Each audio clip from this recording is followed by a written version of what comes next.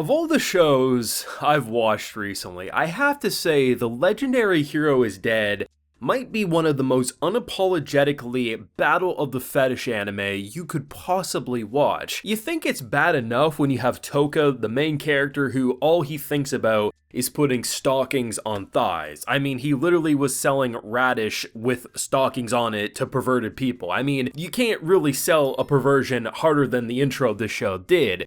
But when you get introduced to Yuna's father, who the girl who turns out is actually her sister, I mean, in, I think it was episode 6, after the credit scene, they tease like this new hero, who could it be? It looks like Yuna, turns out it's her sister. And to see the father, the fact that it's just like the pot calling the kettle black, because when you have Touka get upset at the father, because the father, he needs restraining orders put against him. I mean, he literally has something called a grope list. And the fact that he's trying to squeeze every which direction, as then Touka judges him, and then of course the father judges Touka because what type of sick bastard is so enthralled with thighs? It is insanity, but this show, as I say, is shameless, and I wouldn't have it any other way. Now, if you do want to see my full live reactions to either episode 7 or 8 of The Legendary Hero is Dead, you can head on over to the Patreon and consider supporting. I have been having a blast with this show, and seriously, the past 2 episodes are peak shameless. There's legit plot development, character development, and there's like some actual good moments with Touka as a character who is of course in Yuna's body, and by the rate that we're going in terms of him being a part of her body, I actually think the VA for Yuna is gonna have more voice work than actual Touka's VA, which I didn't think would happen, but honestly, it's kind of fantastic to see what they're building up. Getting the master mentor and just the shamelessness of having her stripped down, the boy has no shame, and the fact that episode 8 ends with him finally getting some alone time, putting some stockings on the thighs to then having some creepy hand come up from behind. I mean, you can't say the boy didn't deserve that, but man, this show, the way they blend that, it's like high school DxD level perversion, but mixed with a pretty decent story. Like, I'm not here to say this is a groundbreaking story by any means, but you can't deny there's actually some pretty great moments in terms of how they use the comedy both on the perversion side or just honestly the slapstick humor side. And whether it's last week with the mayor was ready to dip. The mayor was like, I didn't sign up for this, I'm not gonna die for the village. And then he gets promised to see our princess naked, and Buddy switches too, and he's like, you called for me, milady, I'll do whatever it takes. And I'm like, oh my god. And the fact that they even have a callback to it in episode 8, where basically he's like, you know what, I'm gonna do this, I got a reward waiting for me.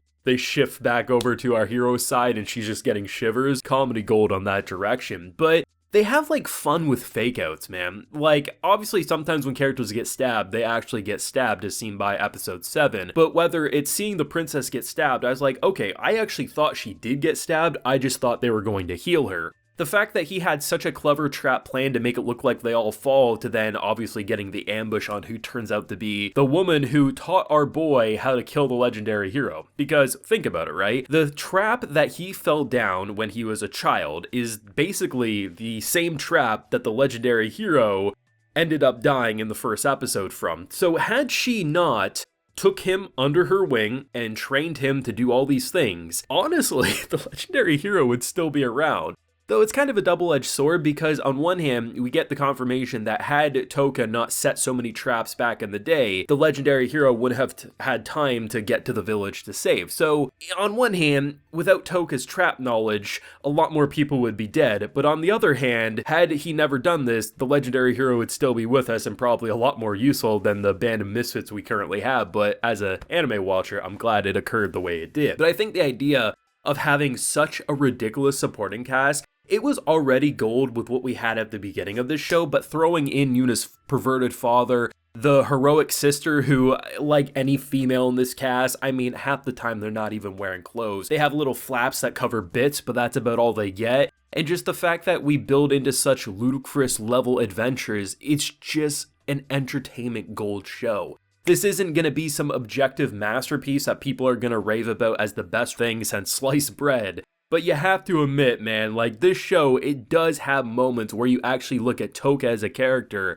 and rather than him just flipping a switch saying, I'm the legendary hero, I'm gonna save everyone, his entire motivation for going to such lengths, going up against an impossible challenge that in any other moment he would probably try to run away from, is simply because he needs to save his childhood friend and obvious love interest, because without defeating this army, obviously her body is going to just go further and further into the abyss to the point of never being able to return. Having a motivation for a perverted character like this makes a lot more sense than him magically becoming a hero. He kind of feels like he's not cut out for it. He doesn't have the mana, he doesn't have the personality to be a hero. He's very selfish. I mean, the first thing he does when getting into a hot body is to grab the thighs. Like, this isn't a hero by any means, but can you develop him into one because of a selfish and more personal reason? Of course, and that's where Yuna comes in. He has a genuine connection even if they do butt heads. We can tell both sides like the other in some way or another, and the fact that his entire drive right now is to save her, it gives a believable reason to a perverted mofo like this, and honestly, I like it. I seriously think the comedy is next level. I mean, obviously, if you don't like perverted humor, the past 2 episodes probably aren't going to be for you.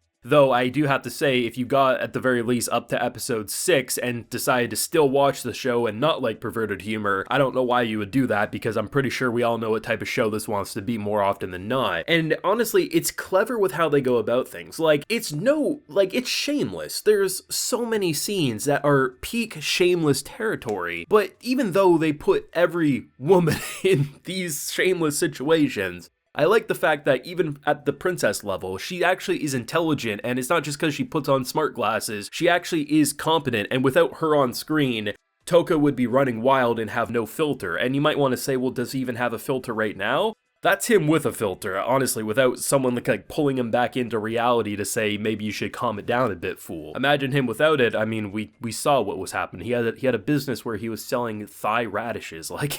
The boy has no shame. And it's fun, it really is. I like how they're blending the devil storyline with the characterization, throwing in backstory, and honestly, it's hard not to get a kick out of this one. It honestly deserves a lot more praise than I think some people give it. I feel like some people just like wrote it off just because it's perverted, but I mean, understandable. If you don't like perverted humor, you won't like the show, but I feel like people are judging it for not being the way they want. Like maybe, you know, they think it's too edgy with the perverted humor, but it's like, you know, if you go up and watch South Park, you know they're gonna try to rile feathers from every end of the political spectrum. You can't get mad when South Park pisses off a side because you just expect South Park will do that. The Legendary Hero is Dead is going to be a perverted nonsense show that twists a normal hero story into something more exciting. It does have a story that is twisted. It's like basically bending the isekai trope but on a fantasy department level, right? That's kind of like what it feels like. And I love the fact that this show has good character moments, whether it is Touka having a legit reason to feel more than just that perverted bastard. There's the general hero story being twisted on its head, and villainous demons and devils looking dead-ass serious saying, that's the power of lush eyes. I wouldn't expect anything less. It's hard not to get a kick out of that, as you also get a ridiculous amount of eye candy, and this show is shameless, but I love it. But of course, thoughts and feelings yourself, either on episode 7 or 8 down below. Theories if you got any on where this ridiculous show is gonna go from here. Leave a like if you enjoyed, subscribe if you're new around here, ring that bell of course, and get notified when more Legendary Hero is uploaded on the channel, and like I mentioned, full live reaction is available on my Patreon for both of these episodes, and while you're there, you'll also get a video shout out. So today, we have more Rudd, Philos, Nathan Semichuk, and Pokemon 222888. God damn, that's a lot of numbers, but I appreciate the support. So until next time, everyone, please take care and have a good one.